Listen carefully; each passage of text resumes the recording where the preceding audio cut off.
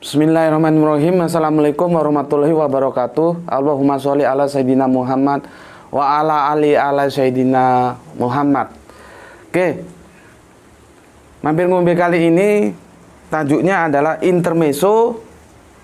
Katanya hadis Kanjeng Nabi Isa turun lagi. Jadi yang bilang Kanjeng Nabi Isa turun lagi itu hadis, bukan Al-Quran. Itu intermezzo kita di mampir ngombe pagi ini, pagi yang ceria. Bentar, aku minum dulu. Bismillahirrahmanirrahim. Begitu kajian ini kemarin aku unggah, langsung masuk komen via WA ya, tidak terlalu lama komennya masuk.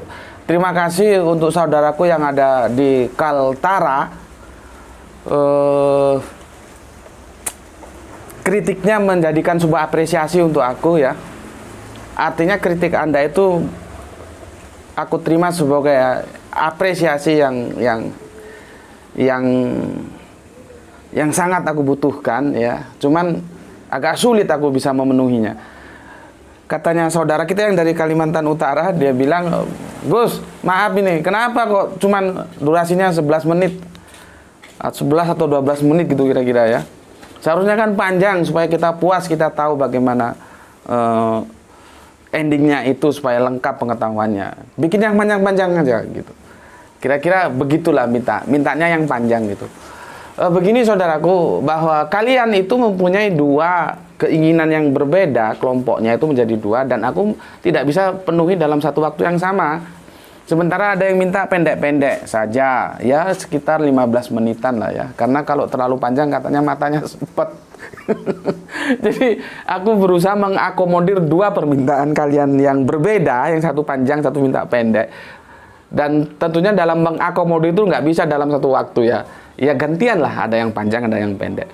Dan untuk yang kemarin itu mohon maaf ya, memang seharusnya setelah petang ba'da antara ba'da antara maghrib ke isya itu kita ngunggah yang menu utama, kajian utama. Cuman karena ada tamu, ada kesibukan lain, ya terpaksa jadinya seperti itu, nggak sempat ngunggah. Ya kan aku juga bapak dari dua orang anak ya, dan suami dari istri ya. Artinya ada tanggung jawabku yang harus aku tunaikan untuk mereka. Jadi aku harus berbagi waktu. Kecuali nanti kalau sudah punya, katakanlah ada bisnis, sudah punya karyawan, punya anak buah, kita tinggal kasih instruksi saja. Sementara kita punya waktu luang ya, tinggal dakwah saja, itu baru enak nanti ya. Tapi bukan berarti kita dakwah itu nunggu mapan, nunggu punya bisnis, bukan begitu. Sama saja, kita hidup harus bahagia nggak nunggu kaya. Karena apa? Tidak semua orang dalam hidupnya kaya. Nah, kalau bahagia nunggu kaya sementara dalam kehidupannya takdirnya dia tidak kaya, sampai mati ternyata dia tidak kaya, kapan mau bahagianya? Bahagia saja, nggak perlu nunggu kaya. Begitu juga dakwah saja, nggak usah tunggu mapan. Kalau harus nunggu mapan, iya kalau kamu nanti mapan. Ternyata sampai mampus kamu nggak mapan, kamu mati nggak pernah dakwah. Ya, logika berpikirnya begitu ya. Jadi dakwalah kamu, mencuri-curi waktu, menyiapkan waktu, membagi waktu. Pokoknya harus ada waktu untuk dakwah gitu. Nggak harus nunggu mapan. Kalau nanti hidupmu mapan, ya alhamdulillah, dakwahmu semakin leluasa. Begitu. Selanjutnya banyak komen-komen yang masuk ini ya, banyak sekali, dan aku akan kasih komentar atau tanggapan ya. Cuman ya mohon maklum, tentunya tidak semua bisa aku beri tanggapan. Aku harus memilih dan memilah yang mana kira-kira yang perlu untuk aku beri tanggapan. Yang pertama, jadi kalian lihat, aku kasih hurufnya saja ya. Kalian lihat di tema kajian yang kemarin di komen itu ya. Ini di huruf D gini. Waspadalah para YouTuber, sekarang sudah ada dakwah kaum Kris yang berbalut iklan. Mereka beriklan di konten dakwah Islam tapi isinya dakwah agama kaum Kris. Subhanallah, terima kasih saudaraku sudah mengingatkan ini. Saudaraku D ini ya, sudah, ini sepertinya Mbak ini ya. Benar yang disampaikan oleh Mbak D ini ya. Jadi ketika tadi malam aku coba klik videoku itu keluar iklan. Seperti yang disampaikan oleh Mbak Deni. Iklannya itu pertama dia Islami, tapi endingnya itu memasarkan, jadi salesnya agama mereka gitu loh. Ya. Dan yang sangat memprihatinkan sekali, mereka mengutip ayat dengan terjemahan yang keliru yang katanya mukmin itu semua masuk neraka. Ini gimana gitu? Ya, semua masuk neraka. Dan sudah kita bahas kemarin itu di surat apa itu? Surat Maryam, ingatku. Maryam ya. Katanya semua muslim masuk neraka. Itu sudah banyak kok, bukan aku aja yang bahas. Ya. Bisa kalian lihat lah. Masalahnya begini, formatnya itu iklan. Itu yang menjadi masalah. Kalau formatnya akademis, tidak apa-apa. Seperti aku juga ngutip Bible, ngutip Al-Quran, tapi kan jelas formatnya akademis, bukan iklan seperti itu. Makanya benar pesan teman-temanku ini, ya, mbakku yang terkasih, tersayang, semoga Allah merahmatimu. Aku ulangi lagi, waspadalah para YouTuber, sekarang sudah ada dakwah kaum kris yang berbalut iklan. Mereka beriklan di konten-konten dakwah Islam, tapi isinya dakwah agama kaum kris. Nah itu ya. Sekali lagi aku garis bawahi, ini menjadi keprihatinan, tapi sepertinya sekarang sudah menjadi begitu liberal ya, begitu bebas ya. Ya, jadi kita harus pandai menjaga diri, karena ini konteksnya, formatnya iklan, itu yang jadi masalah. Kalau tidak iklan, seperti aku dalam bingkai akademis, gak ada masalah. Masalahnya ini iklan, gitu. Nggak tahu sekarang bagaimana kebijakan. Kalau dulu kan ada lembaga yang mengawasi iklan itu ya. Nggak tahu ini. Ya kitalah yang berhati-hati ya, jangan sampai terjebak oleh yang demikian itu. Itu namanya begini, susu babi cap onta. Hati-hati kalau kamu ditawari susu babi tapi capnya onta, hati-hati ya. Kemasannya itu capnya tuh dikasih cap onta tapi susu babi ya, seperti iklan seperti ini. Apalagi dia menukil ayat yang terjemahannya keliru, nggak ada kata mukmin, dia bilang mukmin masuk neraka semua. Ya. Oke. Tuh. Berikutnya aku akan mengalir ya. Aku kasih jawaban begini dulu, mumpung aku ingat. Jadi kita siksak aja lah. Apa yang aku ingat aku sampaikan ke kalian ya. Begini dulu. Ini untuk teman-teman Islamku, kau sudah ikut kajianku belum? Tentang Yesus itu untuk siapa? Ini dulu. Aku sudah menetapkan ya sebuah kajian yang menyimpulkan seperti ayat yang aku mau baca ini ya. Ini surat Matius surat 10 ya. Ayatnya kelima. Begini. Kedua-belas murid itu diutus oleh Yesus dan ia berpesan kepada mereka. Ia berpesan, ingat katanya. Ia berpesan kepada mereka, janganlah kamu menyimpang ke jalan bangsa lain atau masuk ke dalam kota orang Samaria, melainkan pergilah kepada domba-domba yang hilang dari umat Israel. Ingat ya? Ya, ingat ya. Dan ada di ayat lain dia menegaskan untuk siapa dia diutus. Sekarang aku mau tanya, kamu terima dengan kesimpulan analisaku dalam kajian-kajianku yang lalu bahwa Yesus itu diutus hanya untuk Bani Israel, no all nation, tidak untuk semua bangsa, tapi hanya untuk bangsa Bani Israel. Kamu setuju nggak? Ini yang Islam-Islam ini yang aku tanya. Kalau yang Kristen nggak perlu aku tanya. Kamu setuju nggak? Gitu loh. Kalau kamu setuju, pertanyaanku, kalau kamu masih berkeras hati dengan kebodohanmu, aku mau tanya nih, kamu jawab. Nanti kalau Yesus itu turun lagi ke sini, dia untuk siapa? Untuk semua bangsa? Apa khusus untuk bangsa Israel? Ya, coba kamu jawab itu. Itu permasalahan tersendiri itu. Apakah dia mematahkan babi, membunuh salib itu dalam teritorial seluruh di permukaan bumi? Atau khusus untuk teritorial Israel? Apakah dia untuk bangsa Israel nanti turun lagi? Apakah untuk bangsa Goyim? Ini harus selesai dulu. Gitu loh. Ya. Jadi nek tak kandhane aja ndablek ngono lho. Nek tak kandhane aja ndablek. Ya. Itu harus diselesaikan. Apakah dia diutus untuk seluruh bangsa? Apakah hanya untuk bangsa Israel? Karena di Injil itu dikatakan dia diutus hanya untuk bangsa Israel. No all nation, tidak untuk seluruh bangsa. Aku coba membuka diri untuk dialog. Oke lah, dia turun. Terus turun untuk siapa? Ini kamu jawab. Jadi beragama itu, kerangka berpikirnya jangan standar ganda. Ya. Kalau standar ganda repot. Satu sisi kamu ngomong, kamu berdebat sama orang-orang Kristen, dia diutus untuk bangsa Israel. Maka di luar Israel tidak boleh mengikuti ajarannya. Tapi satu sisi kamu bilang, dia nanti kiamat mau turun lagi. Pertanyaanku, dia turun kiamat untuk siapa? Untuk bangsa Israel atau untuk semua bangsa?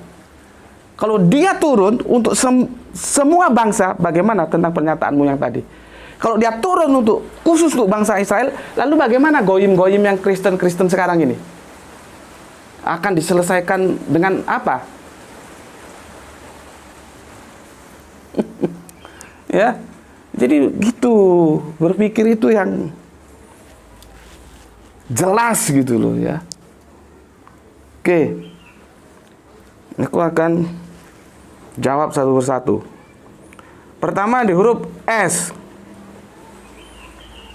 Di plus 62 ramenya Satrio Piningit. Hehehehe. Alhamdulillah aku sudah jelaskan dan lihat, aku kan lupa, nggak tahu itu di seri keberapa. 10 seri Kanjeng Nabi Isa tidak akan turun lagi. Kamu lihat di sana aku akan jelaskan. Mengharapkan sosok pribadi yang akan menjadi juru damai turun lagi, itu tidak hanya dalam konteks teologis, tapi juga dalam konteks antropologis. Dalam konteks kebudayaan dia hadir. Dalam kita ini, orang 62 ini yang dia sebut begitu, khususnya Jawa, itu memahami nanti akan hadirnya seorang Satrio Piningit yang dia akan menyelesaikan semua keadaan yang amburadul ini. Aku sudah jelaskan. Dan itu bukan hanya Jawa yang punya pemahaman begitu. Kenapa lahir begitu? Itu untuk menghilangkan rasa keputusasaan tentang hancurnya kehidupan yang sudah tidak ada tatanan lagi itu. Dan aku sudah jelaskan. Lihat di sana. 10 seri aku siapkan untuk kalian. Ya. Jadi benar kata Mas S ini, ya. Adanya harapan datangnya Satrio Piningit gitu. Oke, itu satu aku jawab. Kemudian di huruf A. Penambahan omong kosong, garis miring dongeng, dan lihat konten kajian. Ya. Oke, Mas A, benar ya, benar. Kalau lihat ya, kajianku itu lihat konteksnya itu seperti apa, ya. Jangan sampai lepas dari konteks. Jadi kalau sebentar, hilang lagi ini ya, sebentar, mohon sabar. Mas apa tadi ya, Mas D, Mas A ya, Mas A ini bagus nih komentarnya ya. Kalau aku lihat omong kosong, kalau aku bicara omong kosong, aku bicara dongeng ya, itu jangan dilepaskan dari konteksnya, dia akan jadi berbeda. Seperti gini, aku ngomong blow on kamu, itu lihat konteksnya. Aku dulu dengan mahasiswa aku biasa ngomong gitu, tapi itu bukan menghina, justru itu motivasi. Aku memotivator, aku menjadi motivator, aku memotivasi mahasiswa aku supaya dia nggak blow on. Maka aku bilang blow on kamu. Nah, kalau kamu nggak mau dibilang blow on, ya belajar, gitu loh. Jadi aku mengucapkannya dengan kasih, dengan sayang. Itu bisa benar kalau dipahami secara konteks. Bukan aku menghina dia, bukan aku mencela dia, bukan aku mendiskreditkan. Tidak, aku memotivasi dia justru. Paham ya? Jadi kalau aku ngomong blow on kamu, supaya dia itu bangkit menjadi trigger kata-kata blow onku sehingga dia berusaha untuk tidak blow on. Caranya bagaimana? Yo belajar. Maka setiap kata-kataku benar katanya Mas A ini harus dia kontennya lihat, ya. Konteksnya lihat. Dalam konteks apa aku berbicara? Oke. Aku sudah jawab itu. Sekarang D ini ya. Islam terpecah karena keyakinannya kepada hadis mengalahkan keyakinan kepada Al-Quran. Tuh masalahnya. Ya. Itu yang jadi masalah. Ketika pemahaman kita terhadap hadis itu apa ya? Yakinnya itu lebih yakin terhadap hadis daripada terhadap Al-Quran. Aku baca lagi. Islam terpecah karena keyakinannya kepada hadis mengalahkan keyakinannya kepada Al-Quran. Ini yang jadi masalah, ya. Seperti yang terjadi sekarang ini, ya. Makanya aku perlu jelaskan dulu bagaimana posisi kita terhadap hadis, bagaimana posisi kita terhadap Al-Quran. Aku jelaskan Al-Quran dulu, ya, supaya kamu jelas. Al-Quran itu surat pertama kali. Jadi firman itu kamu harus tahu. Firman itu ada dalam dua edisi. Dia sebagai surat atau sebagai ayat. Ini harus tahu kamu, ya. Makanya kamu perlu ngaji. Surat pertama kali turun itu Al-Fatihah. Makanya dia taruh di depan Al-Fat, pembuka. Itu surat yang pertama kali turun. Ya. Tetapi kalau ya ayat yang pertama kali turun itu Al-Alaq dari 1 sampai 5. Paham kau di sini? Ya. Sekarang pertanyaannya, dulu mana surat pertama kali turun dengan ayat pertama kali turun? Kalau guruku nggak mau jawab, karena kata guruku tidak boleh dipertentangkan. Tapi Gus Beti tidak begitu. Guru itu fungsinya hanya menyampaikan informasi, dan guru itu harus kita hormati. Tetapi seorang murid tidak selalu sependapat dengan guru. Dan ketika seorang murid tidak sependapat dengan guru, bukan berarti dia tidak menghormati guru. Guru itu harus dihormati, karena dari beliau-beliau itulah kita mendapatkan informasi. Paham di sini?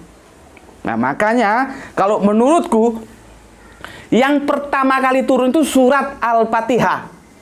Sebelum turun surat sebelum turun ayat Al-Alaq dari 1 sampai 5. Karena apa? Al-Fatihah itu ya merupakan jawaban. Ya. Jadi nanti di Gua Hiro itu ya Kanjeng Nabi itu diperintah pada surat Al-Alaq, Iqra. Ya, maka dijawab oleh Kanjeng Nabi, ya, dari 1 sampai 5 itu Iqra tadi ya, dijawab oleh Kanjeng Nabi oleh Al-Fatihah itu. Begitu. Nah, kalau jawabannya belum dikasih, bagaimana Kanjeng Nabi mau jawab? Paham? Nah, makanya Kanjeng Nabi bisa jawab karena sudah diajari, yaitu surat Al-Fatihah itu. Jadi ketika disuruh Iqra, maka Kanjeng Nabi jawab dengan surat Al-Fatihah itu. Makanya sebelum ayat ya Al-Alaq itu ya, Iqra itu, surat Al-Fatihah itu sudah diterima dulu lewat mimpi yang benar. Kamu bisa baca di sirah atau sejarah Kanjeng Nabi yang disusun oleh Al-Mubarakfuri. Di sana dijelaskan, ya. Itu yang pertama. Berikutnya surat terakhir. Surat terakhir itu kalau gampangnya itu adalah surat ada yang bilang begini loh. An-Nasr, ada bilang Ijazah Nasrullah itu ya. Jadi itu ya, itu surat terakhir, ya. Sekarang ayat terakhir.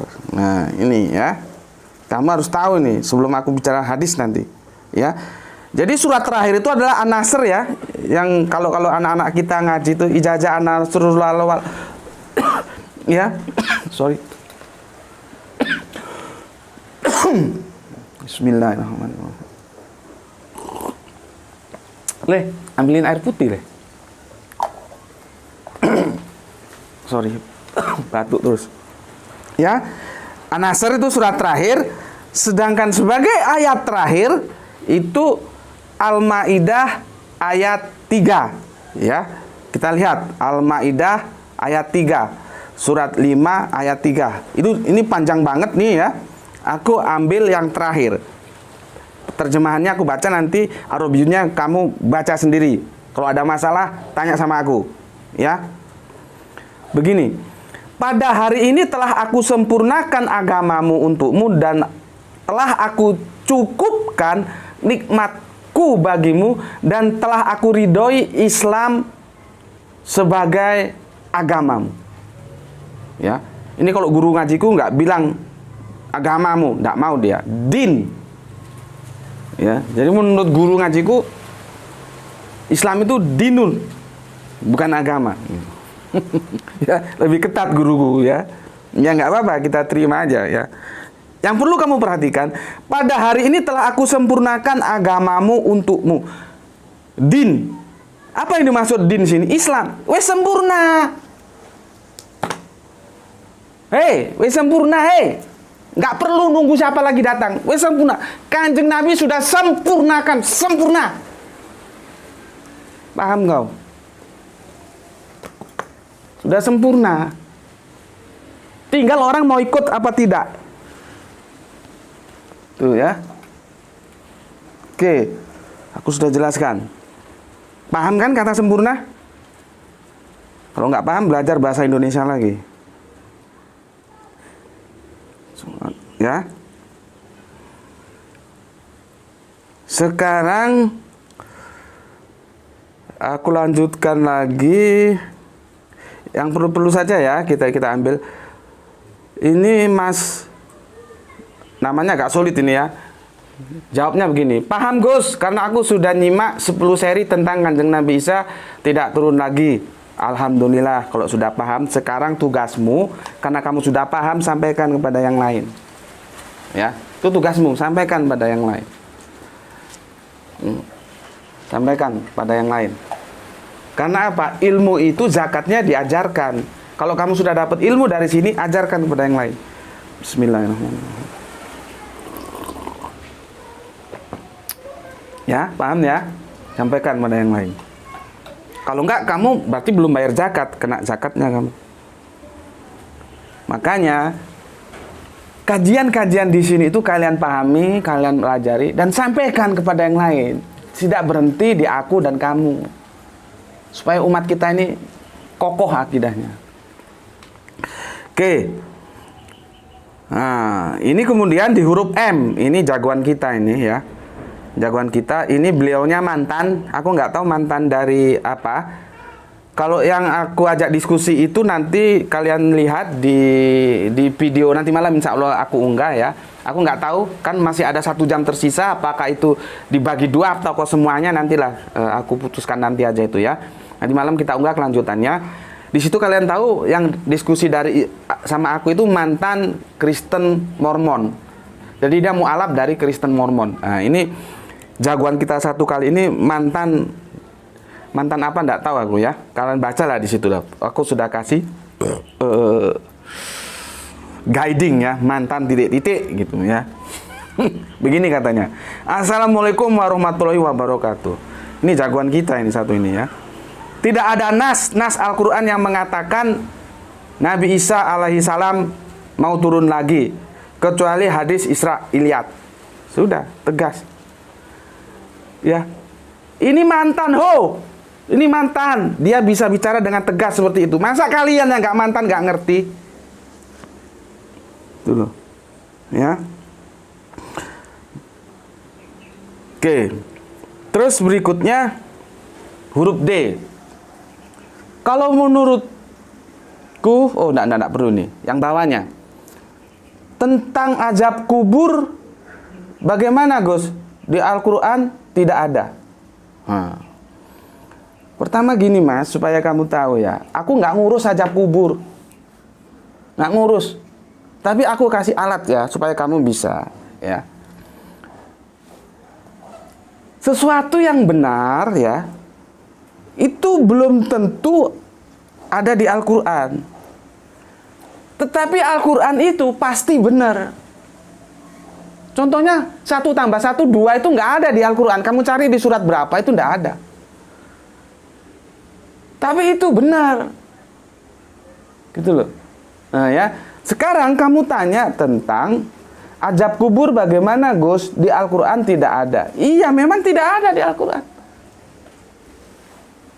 Ya, maka di sini kita perlu hati-hati membahas hadis.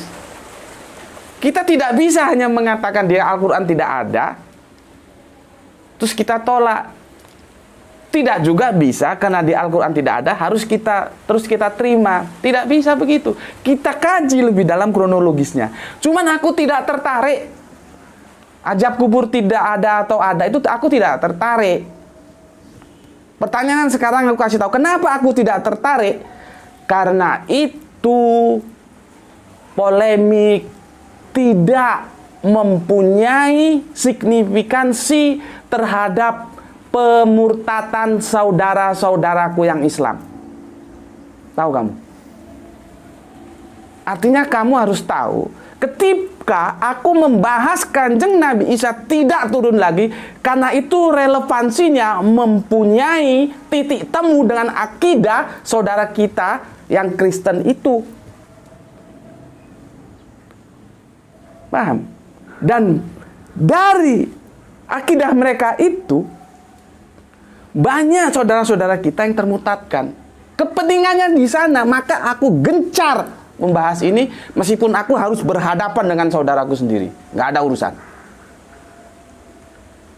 Ya, aku kan sudah bahas surat Az-Zukhruf berkali-kali. Karena kepentingannya itu, ayat itu sering digunakan untuk memurtadkan saudara kita.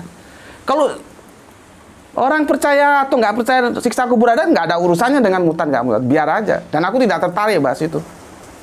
Yang mau percaya monggo, nggak percaya monggo. Ya, sudah aku jawab ya. Oke, aku pilih lagi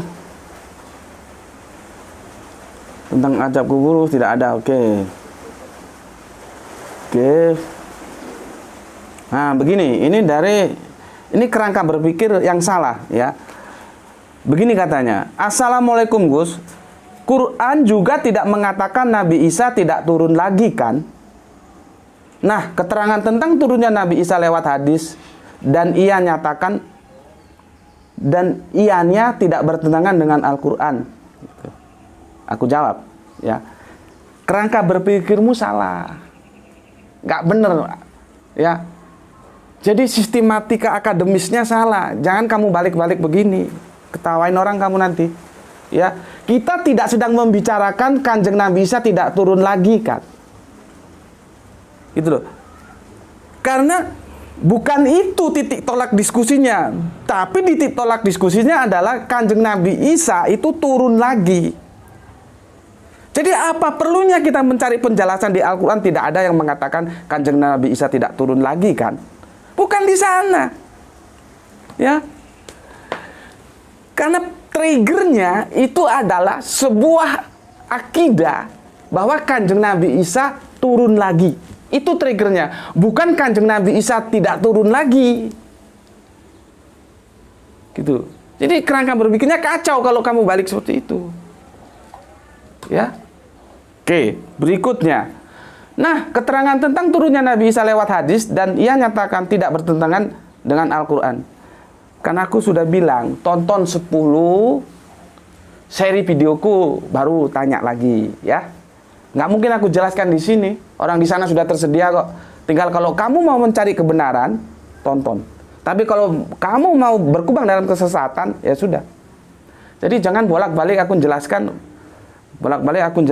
gitu ya. Jangan seperti orang-orang kafir, sudah dijelaskan tanya lagi gitu, ya. Sekarang kan cukuplah. Yang namanya kataman Nabi itu apa? Itu aja pahami. Kok bisa ngomong tidak bertentangan? Ya. Apa kataman Nabi itu? Apa penjelasan dari surat Al-Maidah 3 yang surat Al-Maidah 5 yang aku jelaskan tadi. Telah sempurna Islam ini. Apakah Kanjeng Nabi Muhammad masih kurang untukmu sehingga kau masih menunggu Kanjeng Nabi bisa turun lagi? Ya. Oke. Sekarang di huruf A. Islamic School out of the box. Bagaimanakah nasib ke depan fakultas yang lainnya? Hehehe. Keep the spirit and teruskan, Gus. Iya, terima kasih saudaraku A ini ya. Memang gini loh. Kerangka berpikir kajian-kajianku itu dia out of the box. Dia keluar dari kotak mainstream. Itu bukan tanpa resiko. Ya. Ketika aku bahas ini, ada 2 orang yang sangat hormat kepadaku akhirnya memutuskan silaturahmi. Yang satu nggak kembali lagi, alhamdulillah yang satu mungkin dia tersadarkan, kembali lagi dan baikan lagi. Ya aku sih nggak bisa paksa mereka, ya silakan saja. Tapi kebenaran itu harus aku sampaikan. Apapun tanggapan mereka is okay. Gitu. Jadi alhamdulillah dari 2 ini satu kembali, satunya nggak kembali. Ya sudah, gara-gara apa? Gara-gara aku membahas yang out of the box. Karena mereka dari kecil sudah di otaknya itu ditancepin dongeng, nanti Kanjeng Nabi bisa turun lagi. Untuk merubah dongeng sudah nancep bertahun-tahun, itu bukan suatu hal yang mudah. Bukan seperti makan lombok, sekarang kamu makan, sekarang pedes. Enggak. Itu ada proses, dan aku maklum seperti itu. Ya, jadi kalian juga harus tahu bahwa ini memang out of the box. Oke, aku sudah jawab. Ya, sebentar, mana lagi ini ya.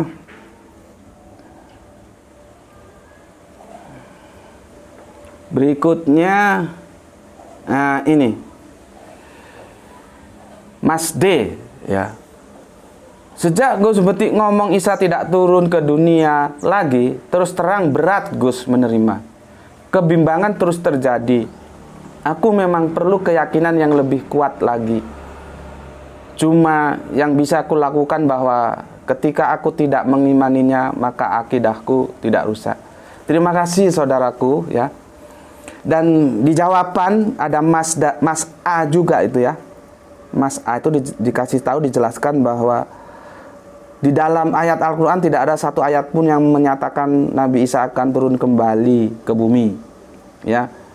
Yang mengatakan Nabi Isa akan turun ke bumi ada di dalam Injil, sedangkan dalam hadis ada. Itu adalah hadis-hadis Israiliyat bertentangan dengan ayat Al-Quran. Nah itu sudah dibantu sama Mas itu ya. Sudah dibantu ya. Seperti tadi ada yang mengatakan bahwa itu Israiliyat. Sebetulnya aku bisa menjelaskan tentang hadis Israiliyat itu, tapi nanti panjang lagi waktunya. Oke, sekarang aku jelaskan gini. Terima kasih Mas Darmawi. Sorry. Aku nggak sebut nama supaya pripas Anda tetap terjaga ya. Sorry. Begini, terima kasih Mas ya. Memang begitu. Sesuatu yang sudah mancap, aku ulangi lagi, sudah mancap ke otak kita sejak awal mula. Setelah sekian lama tertanam, tiba-tiba datang sebuah informasi yang itu memporak-porandakan apa yang mancap itu berat, itu sulit ya. Tapi pesanku tetaplah bersabar, tetaplah berdoa kepada Allah, minta petunjuk Allah, karena kalau aku kan hanya memberikan informasi. Berdoa aja sama Allah. Yang benar yang mana ini? Apakah aku seperti salah? Apakah benar gitu ya? Tetap aja berdoa, dan aku memaklumi. Jadi manusiawi sekali itu. Makanya ketika aku dakwah kepada teman-temanku Kristen dan dia mengalami seperti ini, aku ndak putus asa. Ya begitu, itu manusiawi memang. Bagaimana kalau dalam otaknya sejak kecil, setiap minggu itu Yesus itu Allah. Tiba-tiba aku ngomong Yesus itu Rasul Nabi. Kan dia perlu waktu itu. Pernah aku diskusi dengan seseorang misionaris ya.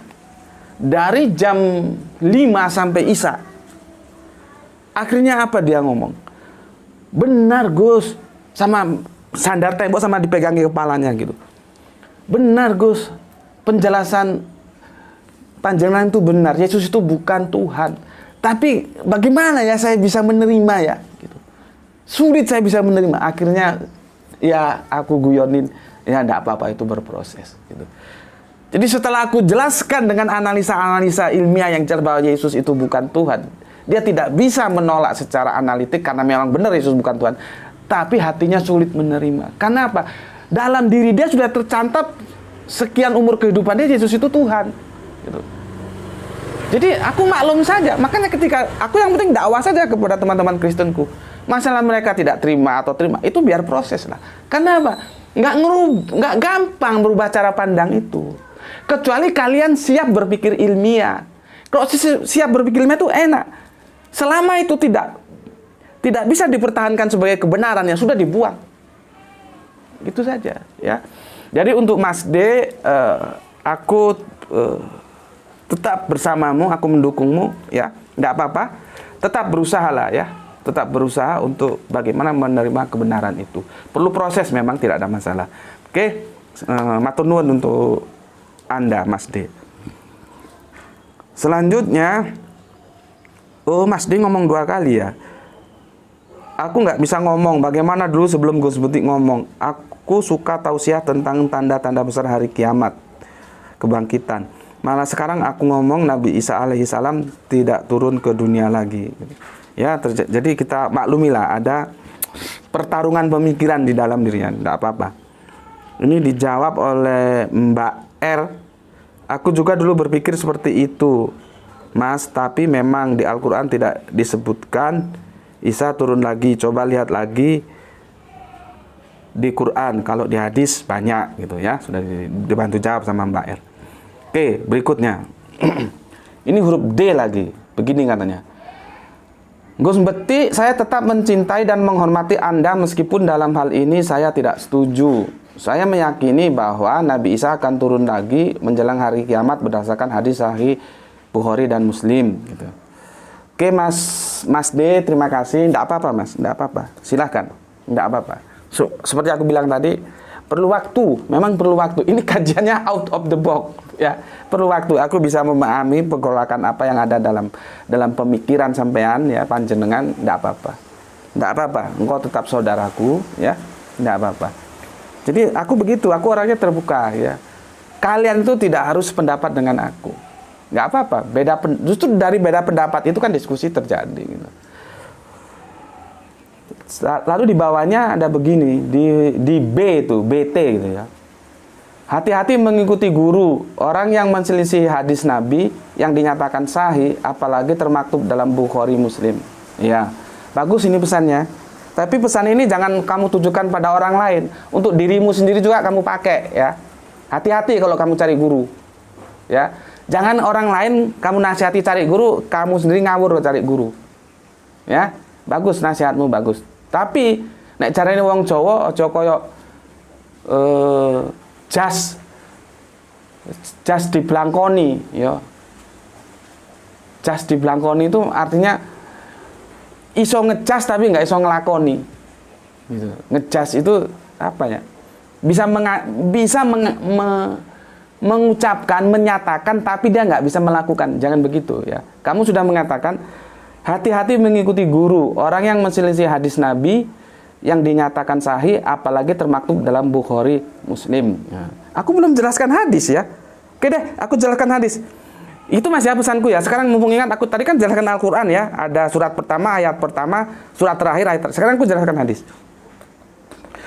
Begini, hadis itu tertulis ya. Antara ini sejarah ya, nanti silakan dicek. Sejarah itu enggak exactly. Ada yang bilang 200, ada yang bilang 300 tahun kemudian ya. Tetapi yang paling banyak itu meriwayatkan 200 tahun kemudian. Anda bisa bayangkan sebuah berita 200 tahun kemudian itu baru ditulis. Karena Nabi dulu nggak boleh nulis. Takut bercampur dengan Al-Quran. Baru ditulis. Makanya di dalam hadis itu ya, itu sanadnya itu benar-benar diperhatikan. Maka kalau kita mustalah hadis, itu yang perlu diperhatikan adalah sanad, matan, itu harus diperhatikan. Baru nanti logikanya, ini lebay nggak hadis ini? Tuh. Ya, ini lebay atau nggak hadis ini. Ya, makanya aku bilang bahwa Injil yang ada sekarang ini bukan Injilnya yang diterima Kanjeng Nabi Isa loh ya. Itu setara dengan hadis karena proses pengkodifikasiannya persis sama dengan hadis. Jadi Matius, Markus, Lukas, Yohanes itu bukan saksi utama yang hidup 24 jam bersama Kanjeng Nabi Isa, bukan. Dia mengkompilasi berita dari sumber-sumber mereka yang ada. Makanya kalau seorang seorang dosen dari Institut Injili Indonesia, dan itu videonya bisa kamu lihat di channelku, bahwa Injil itu jangan disetarakan dengan Al-Quran, tetapi Injil itu setarakan dengan hadis. Maka disebut hadis Yesus. Ini orang yang pintar, ngerti duduk permasalahannya. Gitu loh. Makanya kamu harus bisa menjelaskan. Lo katanya sama Injil, percaya kok ini ada uji kesahian. Nah, kamu harus bisa jelaskan Injil yang mana dulu. Gitu loh. Ya. Makanya teman-teman Kristen juga, aku berkali-kali ngomong. Ya. Posisiku terhadap hadis, itu sama dengan posisiku terhadap Bible. Ada uji kesahian. Nggak semua ditolak, nggak semua diterima. Jadi bukan pilih-pilih, bukan standar ganda. Kenapa diterima, kenapa ditolak, itu argumentasinya panjang. Karena Kanjeng Nabi juga ketika ditanya, bagaimana kami mensikapi terhadap kitab-kitab dahulu, Kanjeng Nabi apa? Jangan terima semua dan jangan tolak semua. Karena di sana juga masih ada kebenaran. Informasinya itu masih ada yang benar. Meskipun bercampur dengan sejarah, dengan tulisan manusia. Maka sangat tepatlah dikatakan bahwa hadis dan Injil yang sekarang itu pada tingkatan yang sama. Meskipun nanti teman-teman Islam ada yang protes, itu hadis maudhu. Ya itu terserahlah nanti. Apa ya kamu pernah meneliti ngomong hadis maudhu? Hadis palsu, kan ya nggak pernah. Ya. Begitu Mas ya, tentang hadis aku sudah jelaskan ya. Ini aja Bukhari, coba kamu cari berita lah. Bukhari Muslim itu hidup tahun berapa? Ya, hidup tahun berapa? Dia pernah nggak sejaman Kanjeng Nabi? Berapa jarak kehidupan dia? Terus bagaimana cara dia mengkompilasi berita? Gitu. Ya. Tapi bukan berarti kita harus tolak semua hadis, itu juga salah. Tapi ketika kamu terima semua hadis itu juga salah. Jangan mentang-mentang Bukhari Muslim terus kamu membabi buta. Tidak bisa. Yang absolut itu Al-Quran yang kamu tidak punya posisi tawar. Karena dia absolut. Tapi kalau hadis kamu punya posisi tawar tergantung kecerdasanmu untuk menilai dia sahih atau tidak. Itu ya. Masalahnya kan sekarang repot. Kita punya jargon dari sahabat Ali. Jangan lihat siapa yang ngomong. Tapi lihat apa yang diomongkan. Ya, nah, aku kasih tahu nih. Aku kasih tahu. Sebetulnya aku bisa muat di YouTube tapi takut kena copyright. Karena sudah 2 kali kena copyright gara-gara musik. Musiknya doang yang diambil tuh nggak boleh sama YouTube. Karena aku nggak tahu dulu dibikin teman ternyata ngambil musik dari siapa gitu. Makanya introductionku sekarang musiknya aku langsung terpotong gitu karena dipotong sama YouTube. Ya, sebetulnya aku bisa sertakan videonya itu untuk kalian supaya kalian tahu, tapi aku takut nanti kena copyright. Ya, ada 2 orang yang benar-benar ini ketokohannya diterima publik. Ya, ya, mengatakan bahwa hadis gini aja lah, supaya mudah-mudahan YouTube memaklumi. Mana video handphone satunya? Iya, handphone yang dicas itu ambil. Gini, supaya kalian tahu, ya, supaya kalian tahu. Supaya kalian tahu. Ya, bukan. Yang merah. Apa di sini kah? Yang merah dicas mungkin ya? Cepat. Ya. Gini. Supaya kalian tahu, ya. Dan semoga ini tidak kena copyright lah. Aku semoga demi kalian tahu jelas. Ya, semoga ini tidak kena copyright. Aku ambil suaranya saja ya. Suaranya saja. Sebentar, suaranya saja aku ambilkan Mudah-mudahan kalian bisa dengar. Ini tokoh ini. Aku ada dua sebetulnya, tapi yang satu tak cariin nggak ketemu. Ya, mereka mengomlari tentang hadis yang sama. Ya begitulah hadis. Sekarang aku tanya, berapa lama kalian memahami bahwa penuntut ilmu sampai ke negeri Cina itu hadis? Nyatanya sekarang kan sudah tidak hadis lagi, karena itu adalah kata-kata mutiara. Coba, berapa lama? Gitu loh. Ya, semoga ini bisa. Bismillahirrahmanirrahim. Bulan Rajab itu Sebentar. itu sekarang beredar lagi dan banyak orang bertanya pada saya. Aku ulang ya.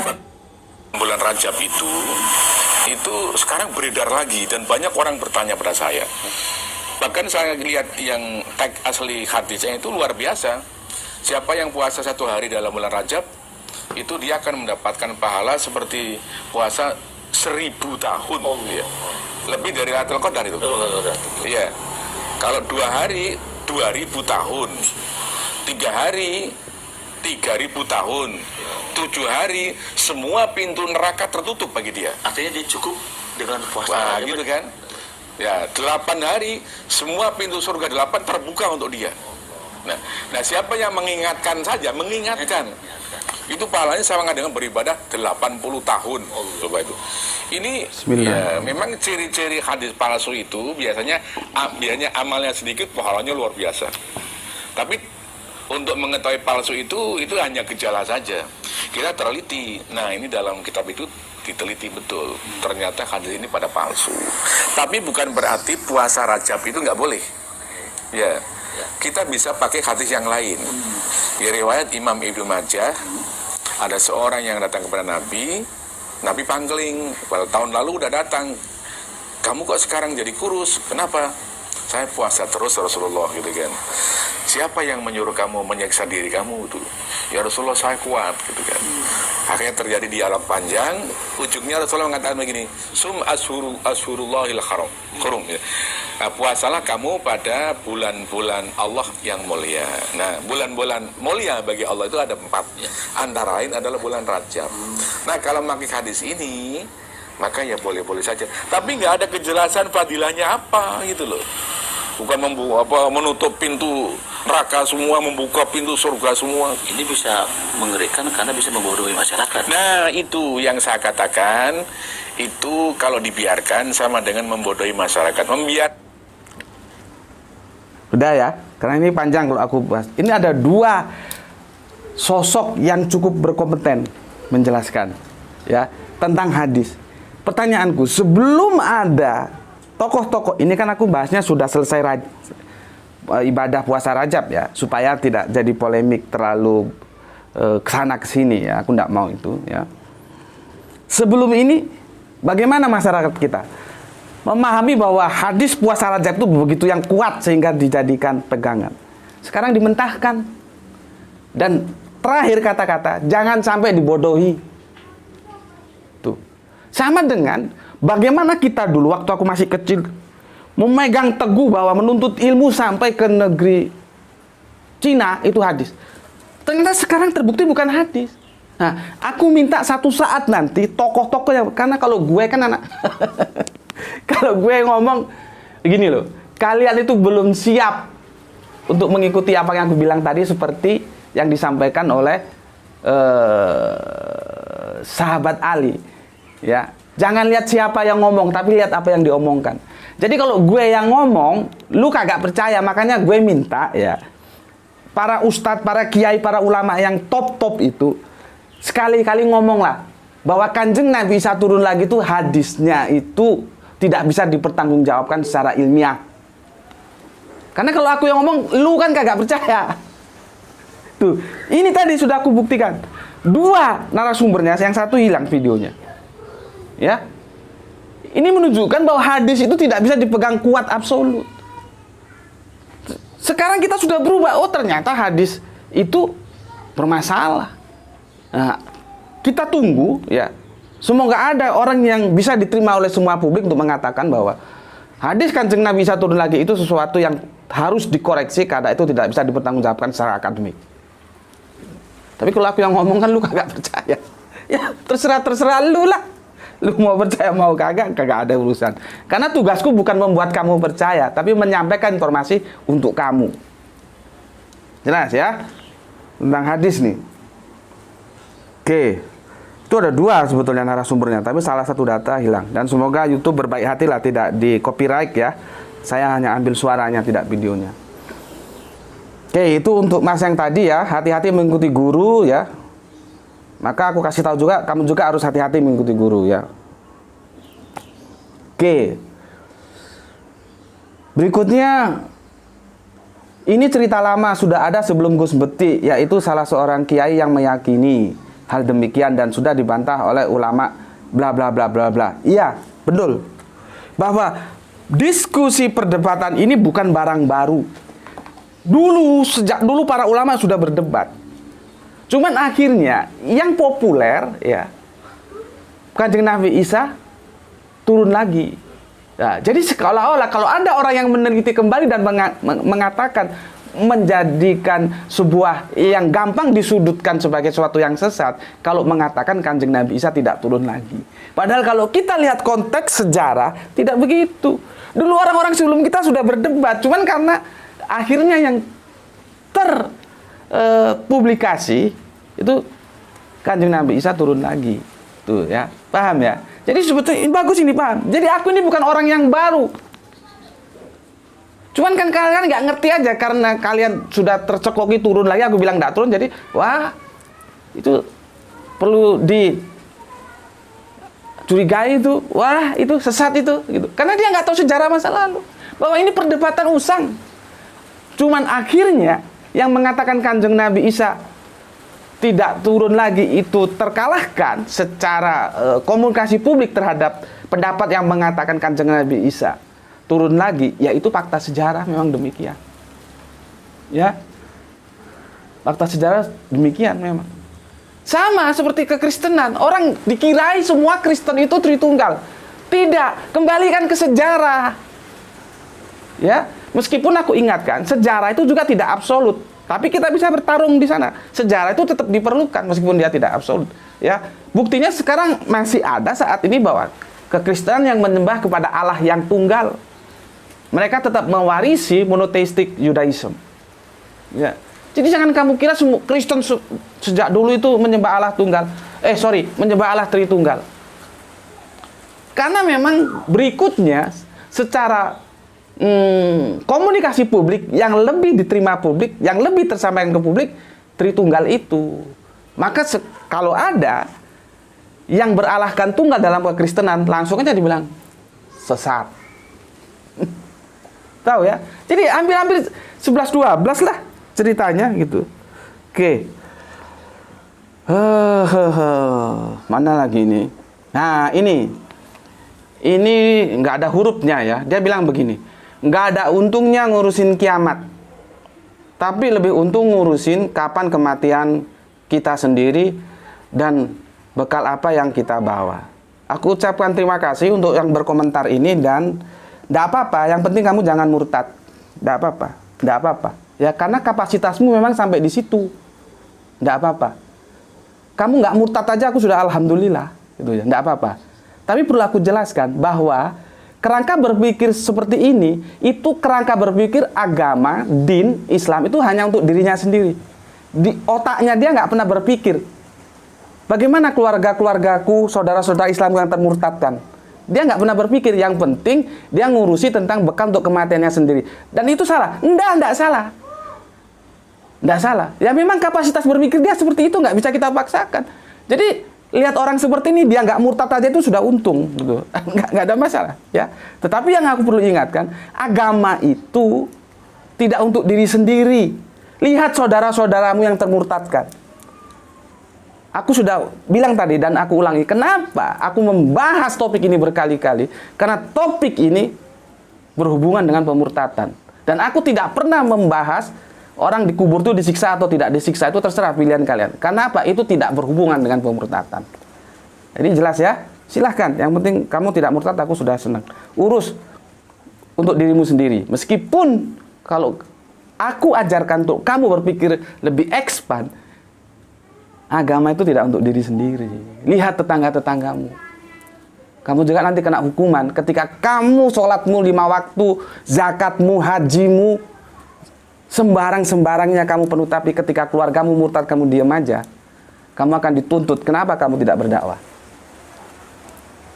Ya. Oke. Berikutnya.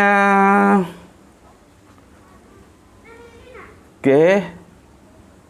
Aku pilih-pilih dulu ya. Nah, ini yang bilang begini. Ini panjang ya, ini huruf H. Yesus harus turun lagi karena Yesus sampai saat ini belum mati. Dia dikaruniai umur yang panjang gitu. Nah, dia harus mati karena semua yang dikasih nyawa Allah pasti mati, mengalami mati maut. Yesus datang lagi menjadi umat Muhammad. Aduh, ini masih mainstream lah ya, kerangka berpikir mainstream ya. Dia juga datang lagi untuk kasih tahu pengikutnya, karena dia satu-satunya Rasul yang dituhankan oleh pengikutnya, bahwa dia tidak pernah mengajarkan pengikutnya untuk menyembah dia. Itulah yang dimaksud mematahkan salib. Itu ya mainstream lah. Kalian sudah tahu mainstream berpikir begitu itu. Pertanyaanku sekarang begini. Yesus harus turun lagi karena Yesus sampai saat ini belum mati. Kalau belum mati dia masih hidup ya. Sekarang dia hidup di mana? Dia hidup di mana sekarang? Kasih aku satu ayat. Ada nggak orang bisa hidup di atas? Di atas mana? Terserah kamu. Sekarang dia ada di mana? Ada di langit, ada di surga? Tunjuk, kasih aku satu ayat. Ya. Kasih aku satu ayat di mana orang bisa hidup selain di bumi. Tuh. Ya. Nanti kapan-kapan kita bahas ayat-ayat ini. Aku udah persiapkan, tapi ya sabarlah nunggu waktu. Berikutnya, karena semuanya yang dikasih nyawa oleh Allah pasti mati. Yesus datang lagi menjadi umat Muhammad ya. Oke, bla-bla, nggak ada yang perlu dari sini ya.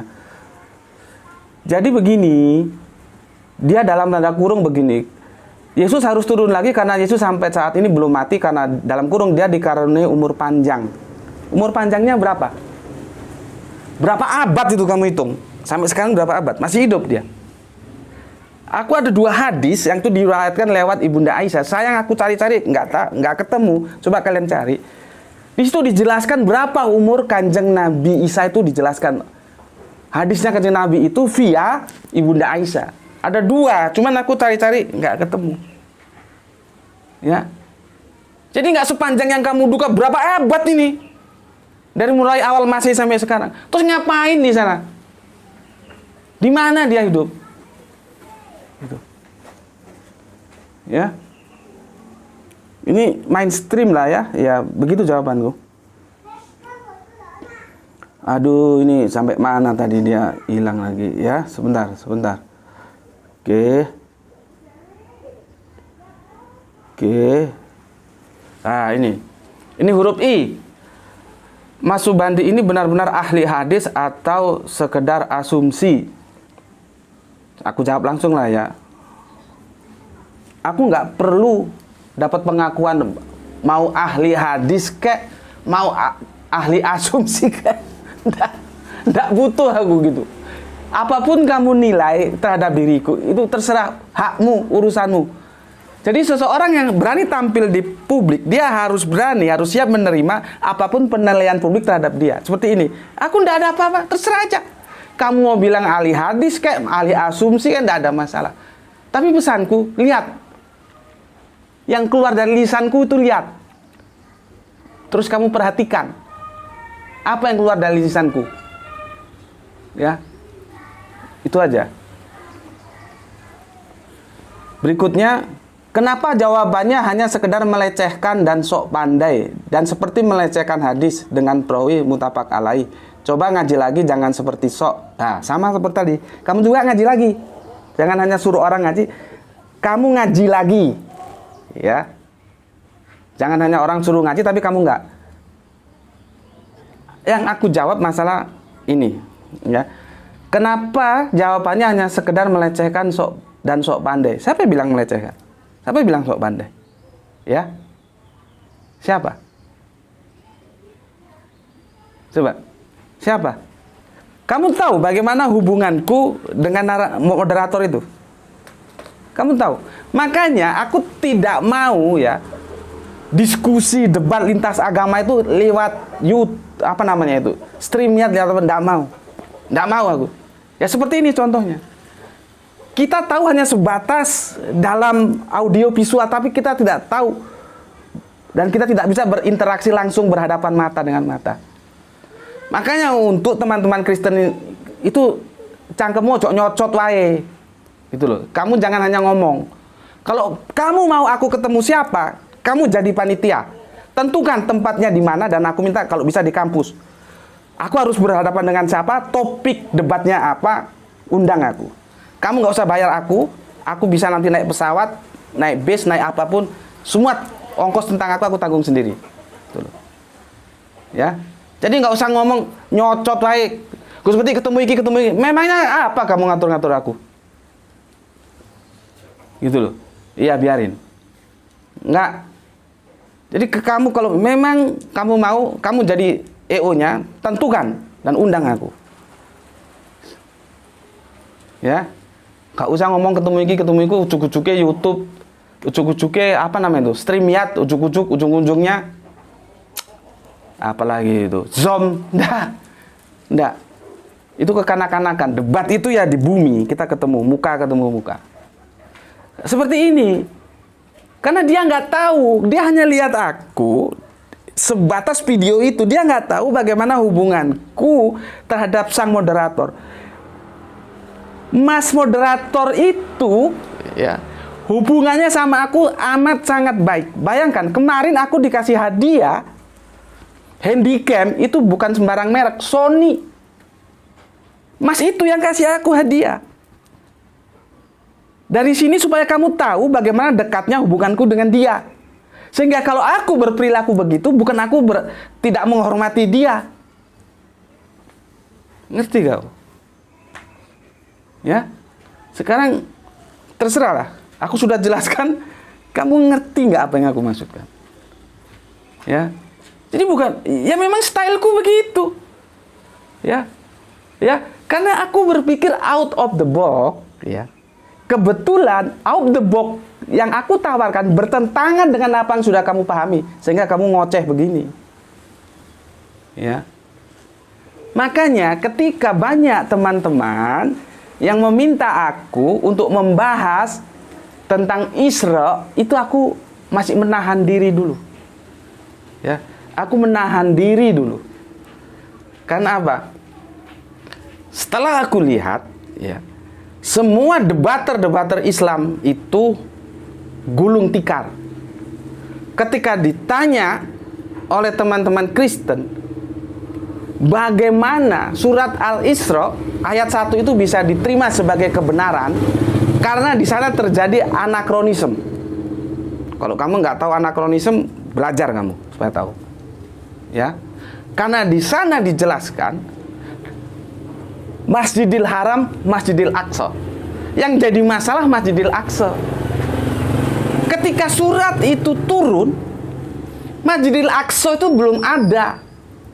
Masjidil Aqsa itu nanti dibangun, itu sebetulnya namanya Masjid Umar. Setelah dalam perang salib lewat komandan perangnya Khalid bin Walid menang, ya, baru sahabat Umar datang. Ini panjang ceritanya, tapi aku singkat. Sebetulnya ada yang lucu di situ, ya, yang dikasih kunci oleh si Gregorius apa itu, penguasanya gereja itu bukan sahabat Umar, dikirain sahabat Umar, tetapi adalah pembantunya Umar justru. Karena sahabat Umar hanya bawa satu kuda atau satu keledai gitu loh. Nah, mereka ganti-gantian. Kalau sahabat Umar capek, sahabat Umar yang naik keledai, pembantunya yang menuntun. Begitu juga sebaliknya. Kalau pembantunya yang capek, pembantunya naik keledai, sahabat Umar menuntun. Ini sahabat Umar mencerminkan bagaimana tawaduknya sahabat Umar. Itu yang perlu kita contoh. Tidak ada strata antara presiden dan bawahan. Sama. Yang menariknya ketika sampai di Palestina sana, pas giliran sahabat Umar yang menuntun kuda itu. Jadi dikirain sahabat Umar itu adalah yang di atas kuda itu. Padahal itu adalah pembantunya. Sehingga salah paham.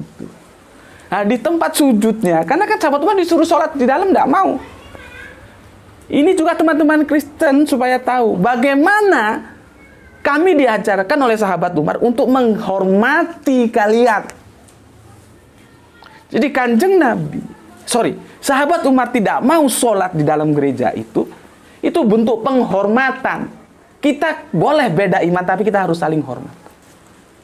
Itu loh. Ini perlunya belajar sejarah. Akhirnya apa? Sahabat Umar milih sholat agak keluarnya itu, dan disitulah dibangun yang namanya Masjid Umar, yang kemudian itu disebut Masjidil Aqsa. Yang jadi masalah, bagaimana Al-Quran menyebut Masjidil Aqsa padahal masjidnya belum ada?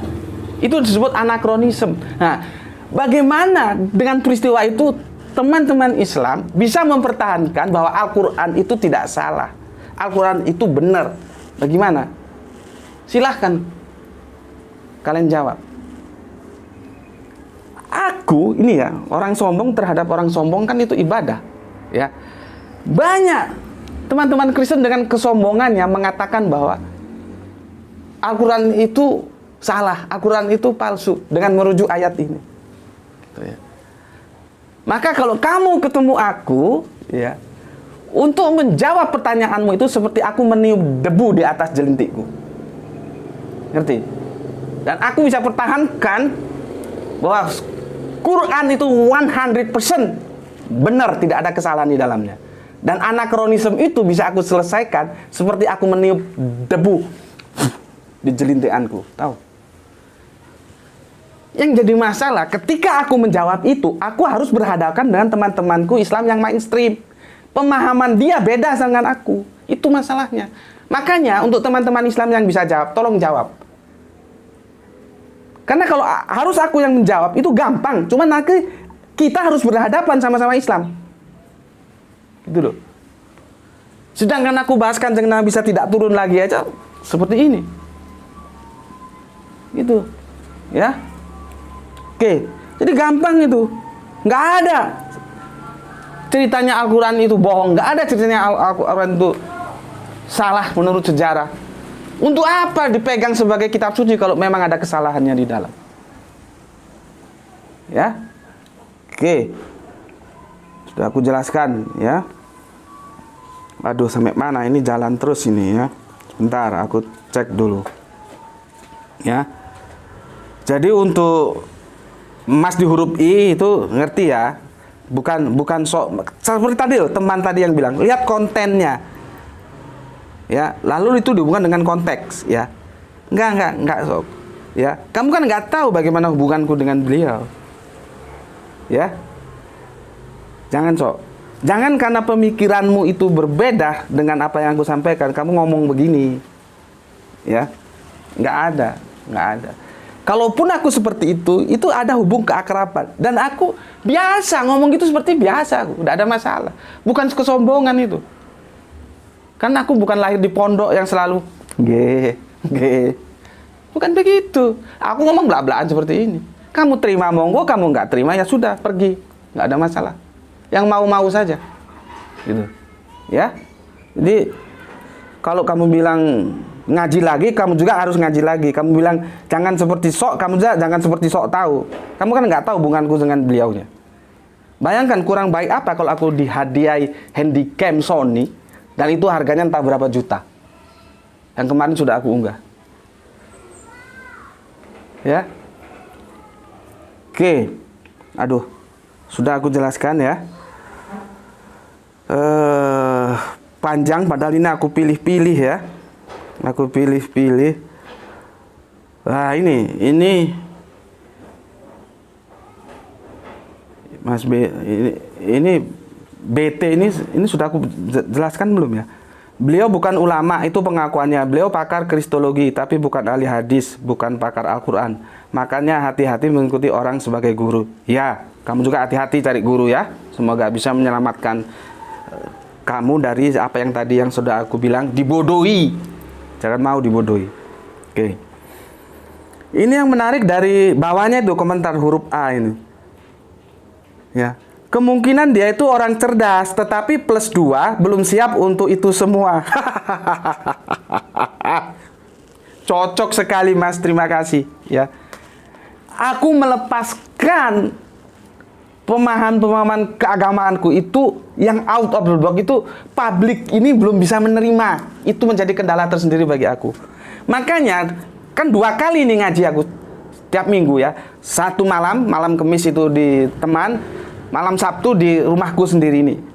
Bahasa Al-Qur'an, dan nanti malam Kamis itu kami ngaji bahasa Al-Qur'an. Ya. Dan di sini pemikiran Islam ya. Juga kesehatan Islam kami ngaji di sini ya. Peserta kajian tuh banyak yang mau ikut, tapi kami batasi. Ya sekitar 10 orang lah. Banyak yang mau ikut enggak. Kenapa? Seperti ini. Anda siap belum? Gitu loh. Jangan-jangan ketika sang guru memberikan sebuah wawasan baru dan itu bertentangan dengan apa yang kalian pahami, itu jadi masalah. Gitu. Ya? Jadi benar seperti katamu itu ya. Aku ulangi lagi. Kemungkinan dia itu orang cerdas, tetapi plus 2 belum siap untuk semua. Hahaha. Benar ini.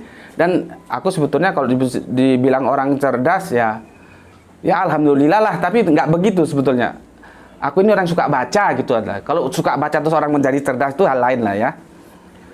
Tapi yang menarik di sini adalah plus 62 ini belum siap. Mereka masih menggunakan yang benar itu yang betul. Bukan baru mengusahakan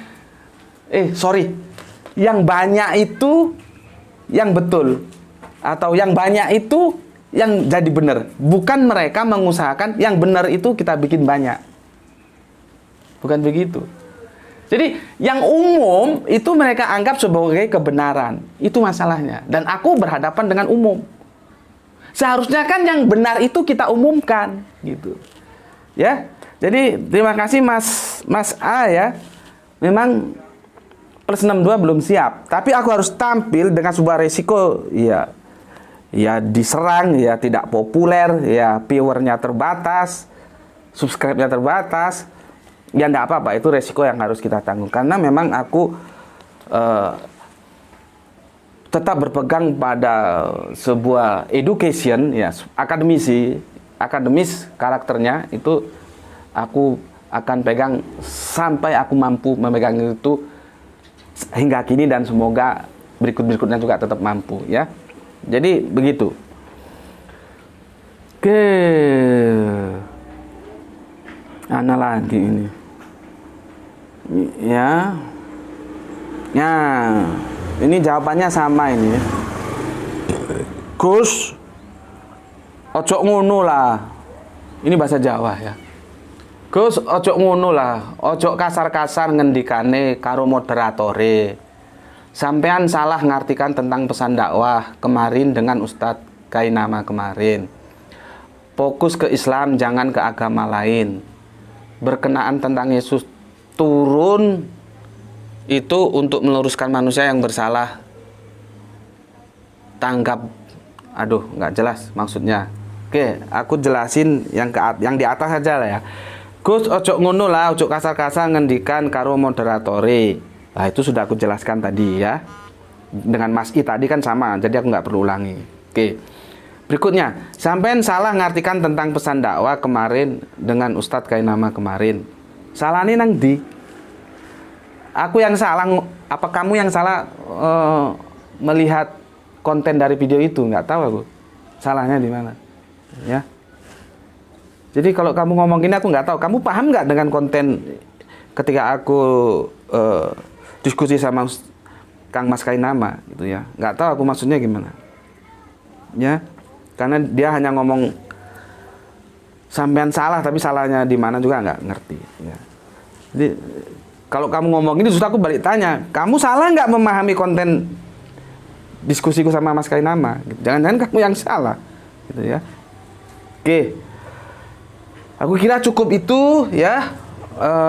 Yang perlu aku sampaikan begini,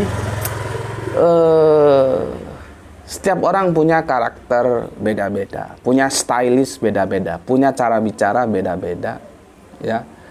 Sudahlah, itu kalian tutup mata, tutup telinga. Kalau itu menurutmu tidak baik, ya sudah tinggalkan, ya.